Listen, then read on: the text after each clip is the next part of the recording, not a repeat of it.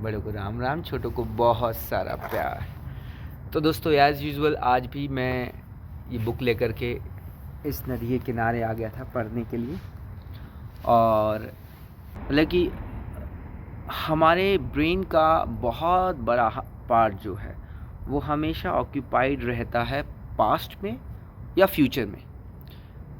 Past के बारे में सोच के फ्यूचर के बारे में स्पेकुलेशन करना, और प्रेजेंट में बहुत कम रहता है वो। और सच्चाई ये है कि अगर आप कुछ कर सकते हो तो वो प्रेजेंट में कर सकते हो। पास्ट और फ्यूचर में सिर्फ आप कहानी बना सकते हो, है ना। और वो जो आप कहानी बनाओगे फ्यूचर को लेकर के, वो कहानी रिलेवेंट हो ये भी ज़रूरी नहीं है, क्योंकि जो आप फ्यूचर में कहानी बनाओगे वो आप बहुत सारे स्पेकुलेशंस के साथ, बहुत सारे अंदाज़ों के साथ बनाओगे सिनेरियो को देखते हुए। बट सिनेरियो बदल जाते हैं समय के साथ साथ। तो वो जो सिनेरियो आपने अभी कंसीडर किए हैं और उनको कंसीडर करके आपने जो फ्यूचर के ले करके जो कहानी बनाई है, वो कहानी रिलेवेंट हो या ना हो इसके भी चांसेस बहुत कम है। और एट द सेम टाइम हम अपने ब्रेन की बहुत ज़्यादा एनर्जी उस चीज़ में लगा रहे हैं।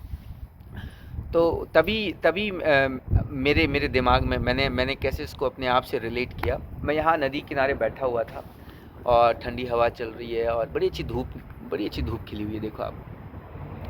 और तभी दिमाग में एक थॉट आता है कि यार कल स्कूल खुल जाएंगे, कल मैं यहाँ नहीं आ पाऊँगा। अरे यार, कल दोबारा से उस सर्कल में चला जाऊंगा कि सुबह उठ कर के जल्दी जल्दी स्कूल भागना होगा। अभी तो बड़ा आराम से उठते हैं, ग्राउंड में खेलने जाते हैं। ये सब एक थॉट प्रोसेस स्टार्ट हो गया। और तब मुझे समझ में आया कि यार अभी मैं जिस माहौल में हूँ, कितनी अच्छी हवा चल रही है, कितनी अच्छी धूप है, नदी बह रही है, चिड़ियाएँ हैं।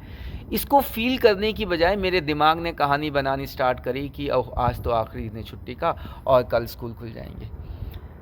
तो मुझे रियलाइज़ हुआ कि वाकई में प्रेजेंट मोमेंट को जीने की बजाय, उसको एंजॉय करने की बजाय एक अननेसेसरी डर पैदा करता है दिमाग। सच्चाई तो ये है कि स्कूल अभी पहली बार थोड़ी ना खुलेंगे। स्कूल बहुत बार खुले हैं। स्कूल तो मुझे मज़ा आता है। मुझे पता है कि मैं स्कूल जाऊंगा, जिस टाइम स्कूल जाऊंगा उस टाइम पे उस सिचुएशन को भी एंजॉय करेंगे, है ना। तो वाकई में तब मुझे रियलाइज़ हुआ ये बुक, इसमें ऑथर ने जो बात कही वो वाकई में रिलेवेंट थी, है ना। मैं उसको अपनी लाइफ से रिलेट कर पाया।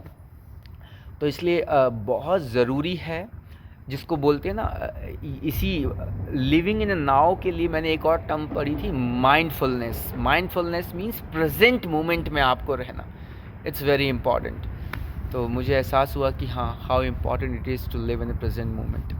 हाँ, इसने फिर बाद में ये भी बताया कि बहुत बार ऐसा भी होता है, आपको अपने फ्यूचर के लिए भी कुछ प्लानिंग करनी पड़ती है प्रेजेंट में। लेकिन जब आप अपने ब्रेन के थॉट्स को एनालाइज करोगे ना, बहुत कम टाइम ऐसा है कि वो फ्यूचर के लिए प्लानिंग करने में इन्वॉल्व है। ज़्यादातर तो वो रैंडमली अपनी मर्ज़ी से कुछ भी थॉट क्रिएट करता है और अननेसेसरी आपको डराएगा या कुछ भी ऐसा करेगा। और मैंने खुद ये एक्सपीरियंस किया अभी इंस्टेंटली कि हाँ, मेरे दिमाग ने इंस्टेंटली एक थॉट जनरेट किया कि अरे कल तो स्कूल जाना है, अरे स्कूल। और उसने मुझे डराने की कोशिश करी। मुझे लगा अरे यार कल स्कूल जाना है। और फिर मैंने याद किया कि कैसे पिछले 15 दिन से सुबह उठते टाइम मन मर्जी से उठ रहे थे, है ना। थोड़ा लेट भी हो गए तो कोई प्रॉब्लम नहीं, वो फील नहीं आ रहा था कि लेट हो गए, भागा दौड़ी नहीं मच रही थी, है ना, कि कहीं पहुंचना है, ये नहीं था। तो ये इस तरह की बातें आ गई। वो पास्ट में जो खुशियाँ थी वो खतरे में दिखाई देने लगी आने वाले फ्यूचर में, है ना। तो इस तरह से दिमाग ने कहानी बनाई। तो दोस्तों, मैंने अभी ये निष्कर्ष आज जो मैंने पढ़ा उसमें निष्कर्ष ये निकाला कि बहुत ज़रूरी है इसके थॉट्स को ऑब्ज़र्व करना। ये कब आपको डरा रहा है, इसको ऑब्ज़र्व करना सबसे पहले तो। ये कब आपको डरा रहा है ये समझना, और ठीक है, इसको ज़्यादा सीरियसली नहीं लेना, डरना नहीं इसके थॉट्स से, है ना। अपने आप को ये समझना कि हाँ, ये चीज़ एक अननेसेसरी फियर है, ये एक ऐसा डर है जिसका जो मीनिंगलेस डर है, ये चीज़ को समझना। चलिए, और कुछ मिला तो आप लोगों के साथ शेयर करूँगा। और आने वाले हफ्ते में तो मैं स्कूल में एंगेज होऊंगा। स्कूल में तो और भी इससे भी बेहतरीन एक्सपीरियंसेस होंगे, वो हो सका तो आप लोगों के साथ शेयर करूँगा। तब तक के लिए गुड बाय। हाँ, तो जैसे मैंने आपको बताया कि किस तरह से ब्रेन जो है हमारे साथ खेलता है, और मेरे दिमाग में किस तरह से एक थॉट आया कि आज छुट्टियों का लास्ट डे है और कल मुझे स्कूल जाना है। तो एक बात मैं बताना भूल गया, इसमें एक और बात ऐड करूँगा कि देखो, इस बुक में ये भी कहा गया है कि आपको अपने थॉट्स को रेसिस्ट नहीं करना है, ठीक है। आप उनसे जितना भागोगे वो उतना ज़्यादा आएंगे। तो इसका मतलब इस सिचुएशन में अगर मैं ये कहूँ कि नहीं, मुझे नहीं सोचना है कि कल मुझे स्कूल जाना है, no I will not think about it, let me enjoy this moment, तो रह कि वो थॉट आएगा। So let the thought come. तो मैंने उस थॉट को आने दिया, ओके कल मुझे स्कूल जाना है।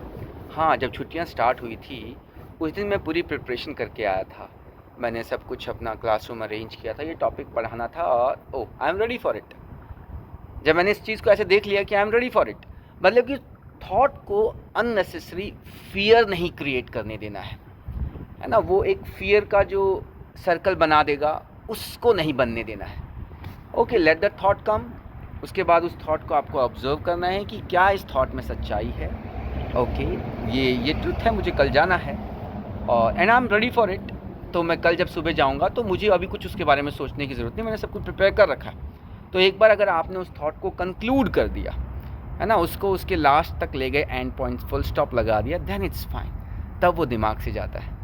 अदरवाइज़ अगर हम लोग उसको पुश करने की कोशिश करेंगे, नहीं मुझे नहीं सोचना है, I will focus on these all thing what is happening around me right now, नहीं, फिर वो दोबारा आएगा, है ना। उसको जितना ज़्यादा हम धक्का देंगे वो उतनी ज़्यादा एनर्जी के साथ आएगा। तो ज़रूरी है उसको आने दो, बस उसको ऑब्ज़र्व करना है, देखना है उस थॉट को कि कितनी सच्चाई है उसमें। अगर वो कोई डर जनरेट कर रहा है तो उस डर में कितनी सच्चाई है, ये देखना है हमें। चलिए, इस बुक को पढ़ते पढ़ते कुछ और मिला तो आप लोगों के साथ शेयर करता रहूँगा। नज़ारा, कितना प्यारा बर्ड जा रहा है, शायद पता नहीं कैमरे में कैप्चर हुआ नहीं हुआ, शायद कैमरे में मेरे कैप्चर नहीं हो पाया, बहुत प्यारा बर्ड था।